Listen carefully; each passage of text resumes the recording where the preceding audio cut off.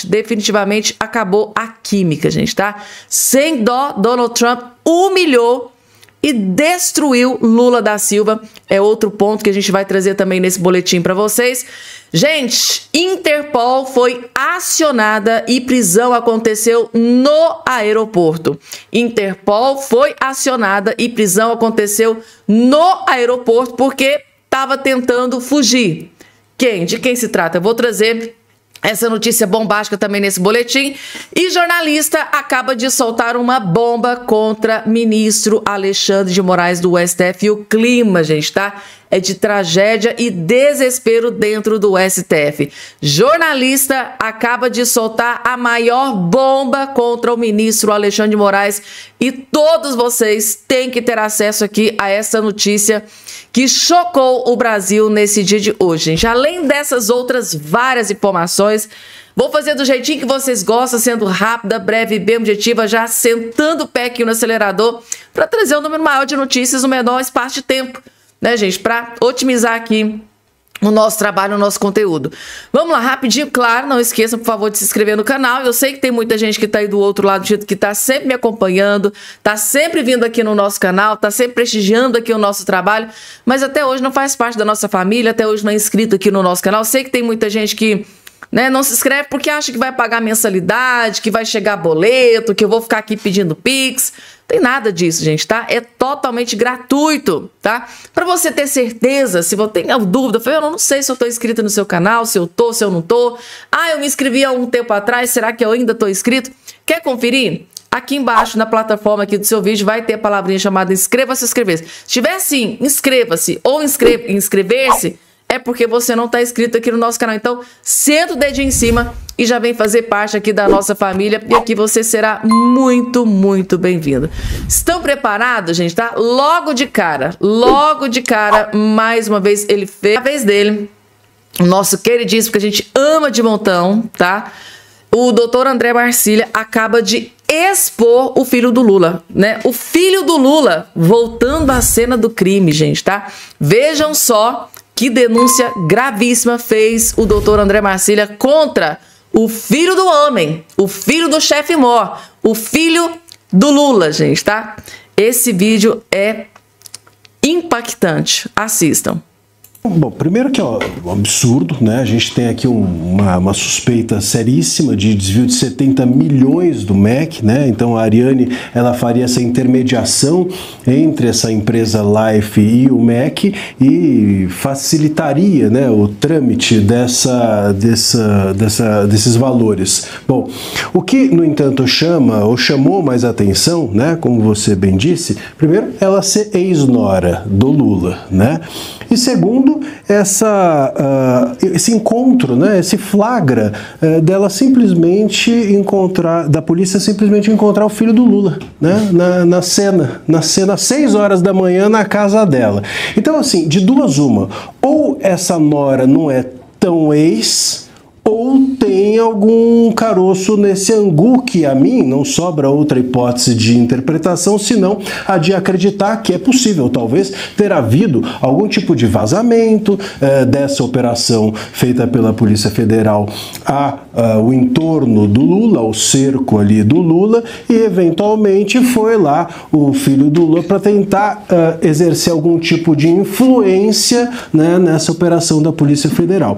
A gente não sabe se essa questão deve ser pautada nas páginas policiais, né, por um vazamento da operação da Polícia Federal, ou se deve estar nas pautas dos jornais de fofoca, se caso ela não é tão ex-nora assim, e sim nora, e esse caso de repente está tão ativo. De qualquer maneira, eu creio que a Polícia Federal precisa agora investigar o fato de estar lá o filho do Lula. Me parece suspeito, seja uma ou outra coisa, é algo suspeito que deve integrar as investigações da Polícia Federal daqui para frente, essa presença inesperada do filho do Lula.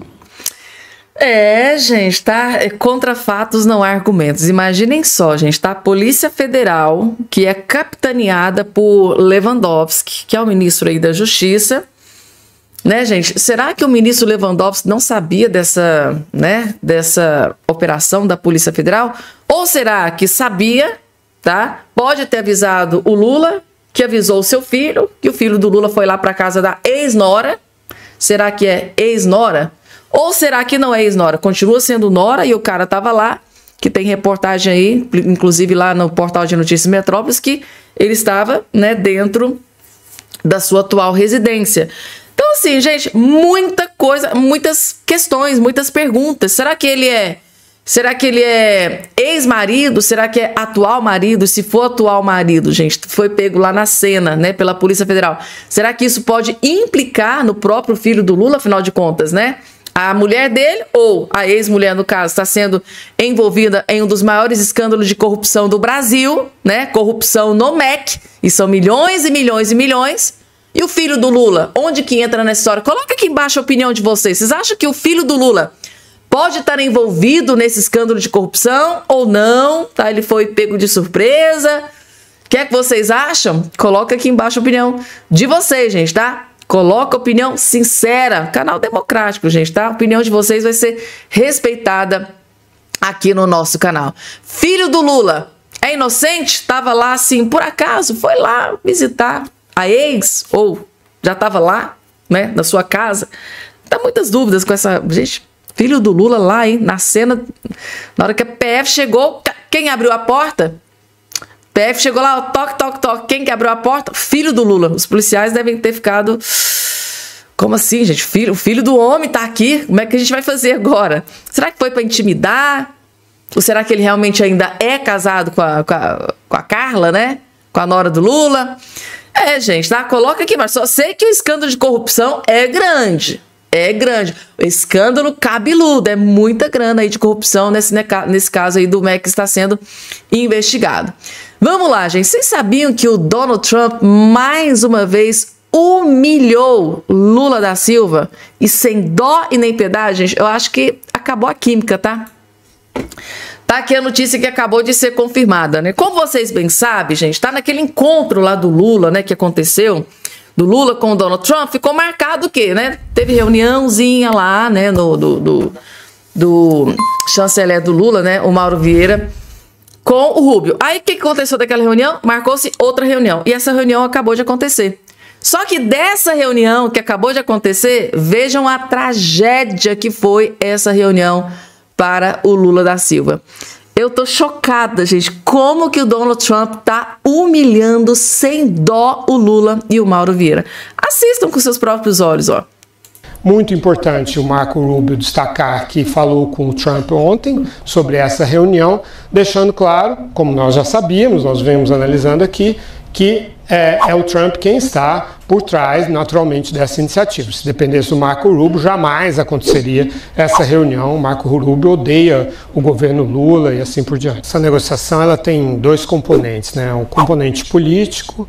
Na verdade, essa tarifa de 50% é uma tarifa fundamentalmente política, tanto que o presidente Trump, quando anunciou essa tarifa, ele disse isso, né, que estava descontente com o Brasil e mencionou o julgamento contra o ex-presidente Jair Bolsonaro, disse que isso tinha que parar imediatamente, que isso era uma caça às bruxas, usando a mesma linguagem que ele usa em relação a si mesmo, os processos dos quais ele foi réu, 4 processos judiciais. Não vai ter resultados agora, isso é claríssimo. Nós estamos no primeiro capítulo, que é o capítulo político. O Marco Rubio, além de secretário de Estado, é o conselheiro de Segurança Nacional. Os Estados Unidos estão mobilizando uma força formidável na região, no norte da América do Sul, da qual o Brasil é o líder. E há poucos dias o presidente Trump fazia um discurso condenando essa mobilização e condenando o negacionismo climático do presidente Trump. Então, essas questões têm de ser endereçadas primeiro.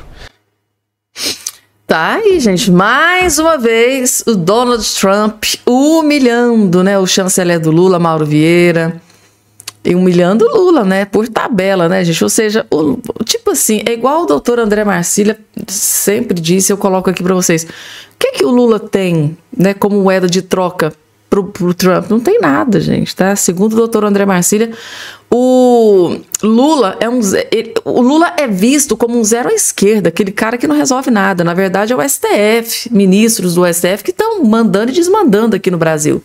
Então, por essa questão política, O Trump teria que negociar, seria o quê? Com o ministro do STF, com o Alexandre de Moraes, por exemplo, que tem o cara da caneta, que vai lá e toma as decisões, que inclusive decisões que tem deixado, né, o Trump extremamente furioso, o Marco Rubio, né, o secretário do Tesouro Scott Bessent, a ponto de chegarem a tomar a decisão lá de lei Magnitsky contra o Moraes, né, violador de direitos humanos, quer que parem com essa perseguição contra o Bolsonaro. O Trump deixou muito claro na carta.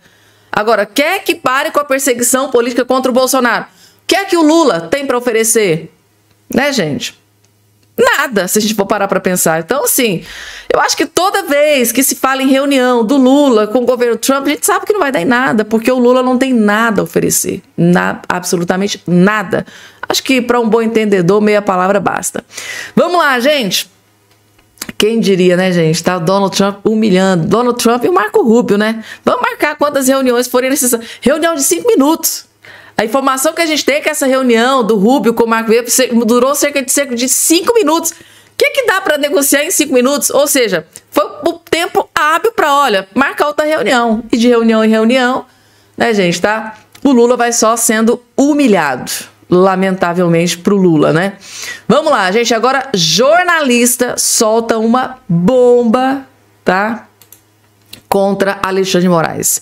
Jornalista Alan dos Santos, gente, tá? Rasgou o verbo, foi pra cima e soltou uma bomba contra Alexandre de Moraes. Assistam o vídeo, gente, e coloquem aqui embaixo nos comentários se vocês concordam ou discordam com o jornalista aqui em questão, Alan dos Santos. Vejam só. Olha pra mim, Guilherme. Olha pra mim.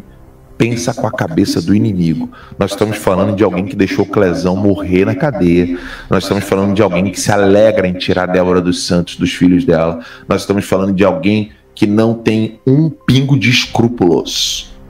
Essa pessoa se sente ameaçada pelo fato de que o Bolsonaro pode conseguir colocar mais pessoas no Senado. Ele mantém Bolsonaro como preso político porque ele sabe que a voz do Bolsonaro, seja direta ou por interlocutor, é algo perigoso para ele. Agora você me entende quando eu digo cuidado com essa galerinha que fica eu discordo da estratégia do Bolsonaro? Ninguém tem hoje palavra, poder de decisão e imagem para colocar medo no Alexandre de Moraes, senão o próprio Jair Messias Bolsonaro. Então, se ele não consegue falar diretamente com o povo, os seus interlocutores têm que ter a autoridade dele. Olha pra mim, Guilherme. É isso aí, gente. E aí? Vocês concordam aqui com o posicionamento, com a opinião do Alan dos Santos? Coloca aqui embaixo. Coloca aqui embaixo a opinião de vocês, gente, tá? Interessante aqui. Interessante esse comentário. Vamos lá, gente. Próxima informação. Agora o que eu vou trazer aqui pra vocês, gente, tá? É tragédia contra Lula da Silva. Isso aqui, no meu ponto de vista, é o prego no caixão das intenções do Lula em se perpetuar no poder, em continuar sendo presidente da República a partir de janeiro de 2027, depois do pleito eleitoral de 2026. Isso aqui, gente, tá? É uma tragédia para o Lula da Silva, que é essa informação que eu estou colocando aqui agora na sua tela. Correios esconderam prejuízo de R$1 bilhão no balanço de 2023, aponta TCU. Tribunal de Contas da União está expondo para o Brasil que aqui dentro do governo Lula, os Correios esconderam prejuízo de R$1 bilhão.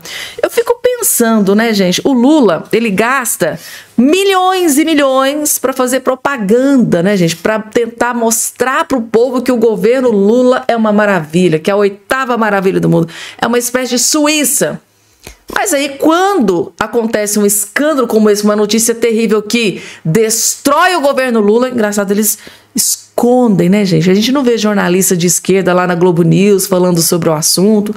Não, vamos esconder. Se é ruim pro Lula, vamos esconder, porque o Lula, né, bom ou ruim pro povo, é ruim pros jornalistas, para essas grandes mídias de esquerda. Então, vamos esconder, gente, tá?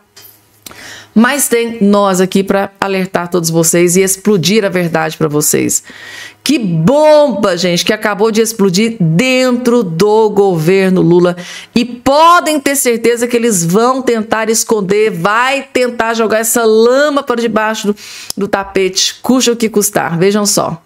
Uma auditoria do Tribunal de Contas da União, obtida pelo UOL, aponta que os Correios esconderam um prejuízo de 1 bilhão no primeiro ano do governo Lula. 1 bilhão de reais de prejuízo dentro do governo Lula foi o que os Correios sofreram. A estatal nega a suspeita, sustentando que uma vitória no curso de uma ação trabalhista movida por funcionários em 2023 permitiu que uma provisão de 1 bilhão para pagar verbas de indenização a funcionários que não fosse descontada em resultado anual. A gestão de Floriano Peixoto, do governo Bolsonaro, anunciou um lucro de 200 milhões em 2022. Ou seja, mesmo após passar por uma pandemia, maior crise sanitária mundial, lá no governo Lula, os Correios deu lucro. Foi só o Lula entrar e logo no primeiro ano, segundo aqui o Tribunal de Contas da União, o governo Lula escondeu um prejuízo de 1 bilhão de reais. Isso é uma vergonha. Tem que ser muito incompetente, gente, tá? Tá aqui. O governo Lula, porém, corrigiu o valor, dizendo que houve prejuízo de 808 milhões em 2022 e um prejuízo menor de 694 em 2023. Ou seja, o Lula fazendo correção do que aconteceu no governo Bolsonaro. Ai, ai, meu Deus. Que credibilidade que tem, né? O desfalque de 1 bilhão se deve à indenização de ações trabalhistas incluídas no balanço do governo Lula, lançadas retroativamente de 2022 mas excluídas em 2023. Em uma auditoria sigilosa obtida pelo UOL, a área técnica do TCU avalia que, na verdade, esse 1 bilhão também deveria ter sido descontado em 2023, o que faria o ano de 2023 fechar com um prejuízo de 1,7 bilhão. Ou seja, segundo o TCU, o prejuízo seria muito maior, de quase 2 bilhões. Aí vem o governo Lula. Meu Deus do céu, gente. É só o Lula entrar na presidência da República, é isso aqui que acontece. E eu fico pensando, gente, tá? Aquele povo que tem coragem de votar no Lula, será que quando eles ficam sabendo... Na verdade, quase não fica, né? Meu Deus do céu. Gente da esquerda que vê uma notícia dessa aqui, como é que tem coragem de votar no Lula, gente? Como que tem coragem de votar no PT e no Lula? E a tragédia aqui do governo Lula não para por aqui não, gente, tá? Tava ruim? Na verdade, tá muito pior. Vejam só isso aqui. Correios avaliam demissão de 10 mil funcionários para ajudar contas, gente, tá? É a herança que o governo Lula vai deixar, porque se Deus quiser, Lula vai sair da presidência em 2026. Mas é a herança que ele vai deixar para o próximo presidente da República. Correios avaliam demissão de 10 mil funcionários para... Isso por quê, gente? O Lula quebrou os Correios. Quebrou. Acabei de mostrar um rombo, né? De 1 bilhão só no primeiro ano. Então, assim, o Lula destruiu essa estatal, os Correios. E quem vai pagar a conta? Os funcionários. Agora, por incrível que pareça, muitos funcionários dos Correios, eu vi muito isso na internet. Durante lá a eleição, a última eleição, o pleito eleitoral, onde o Lula estava lá concorrendo com o Bolsonaro, eu vi muitos funcionários dos Correios, já juntando aquele monte de funcionário do Correio, gravando vídeo para pedir voto para o Lula. Será que essas pessoas estão arrependidas? Coloca aqui embaixo a opinião de vocês. Eu, no meu ponto de vista, estou arrependido, porque você faz campanha para um cara entrar na presidência. Aquele cara entra na presidência e você tem que ser demitido, porque aquele presidente foi incompetente e deixou ter um prejuízo de 1 bilhão só no primeiro ano. Imagina os outros. Segundo as informações, já chega aí a mais de 4 bilhões, né? 4 bilhões é o prejuízo, o rombo dos Correios durante a gestão do Lula. Só no primeiro ano, 1 bilhão, gente, tá? Eu tô chocada. Tem que ser muito incompetente. Tem que ser muito incompetente para deixar isso aqui, ó. Isso aqui acontecer. Lá no governo Bolsonaro, gente, tá? Durante a pandemia, tá? Não teve 10 mil funcionários dos Correios mandados embora. Então, ou seja, né? Incompetência em peso. Bolsonaro, sim. Aquele, assim, perdão, na verdade, competência, né? Aí sim, aquilo ali foi muito competente. Bolsonaro, competentíssimo, junto com o seu ministro aí da Economia, Gente, mostrando como é que se governa de verdade. Vamos lá, tem mais informação para vocês, gente, tá? Eu acho que o Lula, gente, entrou em desespero após ordem de prisão, porque essa ordem de prisão que aconteceu contra, né, o presidente do INSS aqui do governo Lula, eu acho que o Lula deve ter ficado furioso. Parece aquela época da Lava Jato, lembra? Que tanto de gente do alto escalão do governo Lula sendo preso por corrupção. Começou. Prisão de ex-presidente do INSS dá novo fôlego à CPMI para investigar o governo Lula. Então, gente, tá toda aquela balela, né, da esquerda de que, né, o governo Lula era inocente, que os membros do governo Lula não tinha nada, né, não tem nada a ver com esse escândalo de corrupção do INSS, que os ministros do Lula tá tudo certinho, que os presidentes dos órgãos, das estatais do governo Lula tá tudo certinho, são inocentes. Eu acho que tudo isso tá começando a cair por terra, porque isso aqui, ó, é só o começo. Né? Depois eles jurarem veemente que o governo Lula era inocente, que os membros do governo Lula não tinha nada a ver com esse escândalo de corrupção. Aqui, ó. Gente, tá? A nova fase da operação sem desconto elevou a pressão sobre o governo Lula ao prender o ex-presidente do INSS, o Stefanuto, e outros envolvidos em fraudes previdenciárias. A operação da Polícia Federal cumpriu 10 mandados de prisão e ações em 15 estados. Oposicionistas vinham tendo dificuldade de acessar esses suspeitos na esfera da CPI, por isso a ação reacendeu suspeitas de que blindagem política no esquema. Pode haver blindagem política. Podem estar querendo proteger alguns figurões aí da política, gente, tá? De dentro do governo Lula. Já caiu, né? De dentro do governo Lula caiu. As investigações ainda devem ganhar força com análise de dados encontrados com suspeitos e por meio de quebra de sigilo que já foram aprovadas na CPI, apontam fluxo de recurso entre associações, empresas e fachada e operações ligadas a contratos do INSS. Ou seja, a partir de agora, a CPMI vai conseguir ter acesso. Inclusive, pode ter delação de pessoas que já estão presas. Imagina essas pessoas delatarem e entregarem membros do governo Lula. Né? Já começou. Do governo Lula caiu. A prisão de Stefanuto colocou a CPMI do INSS no centro da disputa política e devolveu força à oposição dentro da comissão por recolocar a crise na cúpula do governo. Ou seja, com a prisão do Stefanuto, gente, tá? A CPMI colocou a crise no centro, no coração do governo Lula. Eu acho que o Lula deve ter ficado, gente, desesperado após ordem de prisão, né, decretada pelo ministro André Mendonça contra o ex-presidente do INSS do Lula. Ele deve ter ficado, gente, tá? Furioso. E sabe, gente, tá? Possivelmente, deixa eu colocar bem, possivelmente mais gente aí do alto escalão deve estar envolvido aí. E agora tá dando para entender o desespero, né, gente? Para que essa CPMI não acontecesse. Vamos lá, gente. Lula em desespero, tá? Após ordem de prisão. Vamos lá, porque agora a Interpol foi acionada porque havia um foragido que estava, parece que saindo do Brasil. Vamos entender? Francês foragido da Interpol é preso pela PF ao desembarcar no Rio. Meu Deus! A Polícia Federal prendeu no fim da noite dessa quinta-feira um francês que estava foragido da justiça de seu país por crime de violência doméstica.